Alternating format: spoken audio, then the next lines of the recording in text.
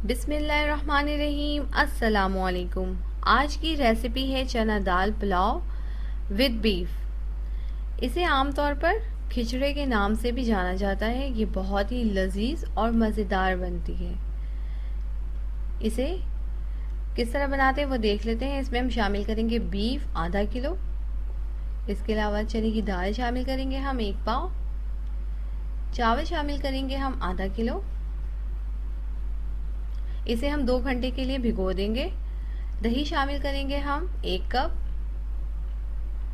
2 अदद हम इसमें प्याज शामिल करेंगे। इसे इस तरह से स्लाइसेस में कट कर लेंगे। 2 टेबल स्पून अदरक लहसुन का पेस्ट यूज़ करेंगे। 1 बादियान का फूल यूज़ करेंगे हम इसके अंदर। बड़ी इलायची शामिल करेंगे 2 से 3 अदद। छोटी इलायची शामिल करेंगे 10 से 12 अदद। दालचीनी स्टिक यूज़ करेंगे हम 1 से 2 अदद। इसके अलावा जावित्री यूज़ करेंगे हम इसमें थोड़ा सा। काली मिर्च यूज़ करेंगे हम 1 टेबल स्पून। लौंगे यूज़ करेंगे 10 से 12 अदद। नमक यूज़ करेंगे हम 1 टेबल स्पून। तेज पत्ते यूज़ करेंगे 1 से 2 अदद। ज़ीरा सफ़ेद यूज़ करेंगे हम इसके अंदर 1 टेबल स्पून। सया ज़ीरा यूज़ करेंगे 1 टेबल स्पून।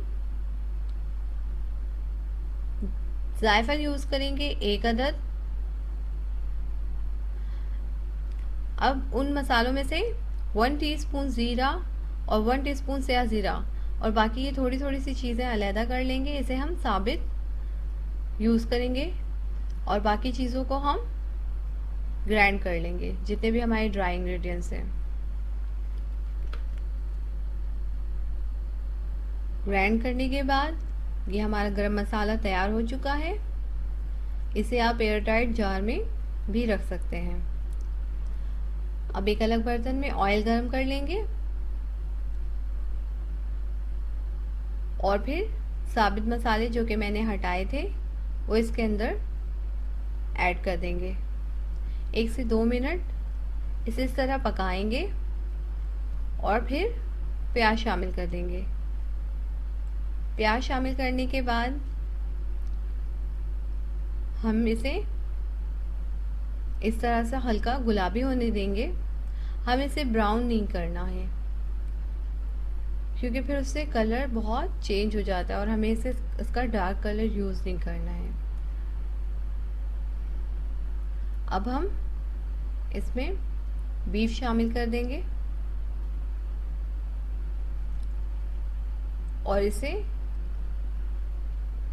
प्याज और खड़े मसालों के साथ अच्छी तरह फ्राई करेंगे। बहुत ही अच्छा सा टेस्ट आता है। इसके अलावा बहुत अच्छी सी खुशबू आ जाती है इस तरह से अगर आप खड़ा मसाला यूज़ कर रहे हैं। इसमें 1 से 2 मिनट इसे फ्राई करेंगे और इसका कलर चेंज होने देंगे। 1 से 2 मिनट के बाद हम इसमें अदरक और लहसुन का पेस्ट ऐड कर देंगे और फिर अच्छी तरह से फ्राई होने देंगे। तकरीबन 5 मिनट तक अदरक लहसुन के साथ इसे फ्राई करने के बाद हम इसमें 5 से 8 अदद हरी मिर्चों को चॉप्ड करके यूज़ करेंगे। मैंने इसमें लाल मिर्च और हल्दी का यूज़ नहीं किया है, इसीलिए मैंने इसमें चॉप्ड करके हरी मिर्चें शामिल की हैं। बहुत ही अच्छा इसका टेस्ट आता है इस तरह। अब हम इसमें 1 कप दही शामिल कर देंगे और अच्छी तरह से मिक्स कर लेंगे ताकि तमाम मसाले यकजा हो जाएं।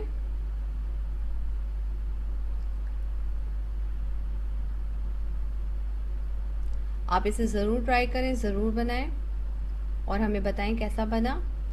अब हम इसमें नमक शामिल करेंगे और गरम मसाला जो कि हमने पीस के रखा था वो यूज़ करेंगे। इसे अच्छी तरह से मिक्स कर लेंगे फिर से।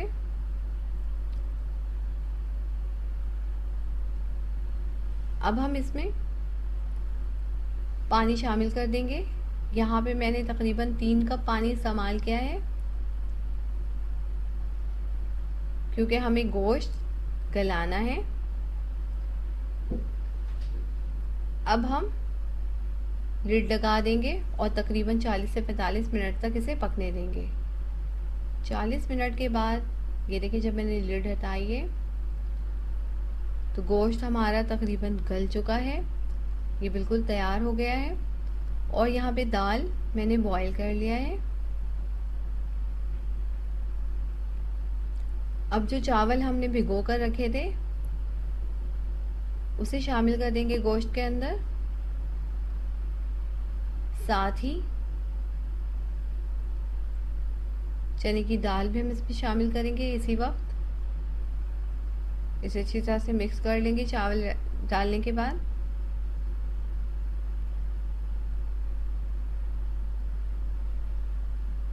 अब दाल शामिल कर देंगे।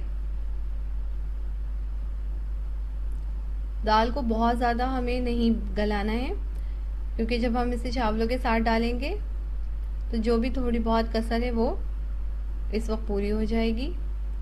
इसे थोड़ा सा सख्त ही उबालना है ताकि इसके दाने खड़े रहें, साबित रहें। अब हम इसमें पानी शामिल कर देंगे। यहाँ पे मैंने 1 कप पानी यूज़ किया है, क्योंकि गोश्त का जो सालन बना हुआ था उसमें भी पानी था।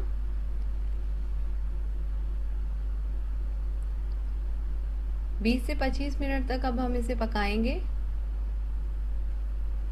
ये देखिए, 20 से 25 मिनट के बाद अब इसका पानी मुकम्मल तौर पे खुश्क हो गया है।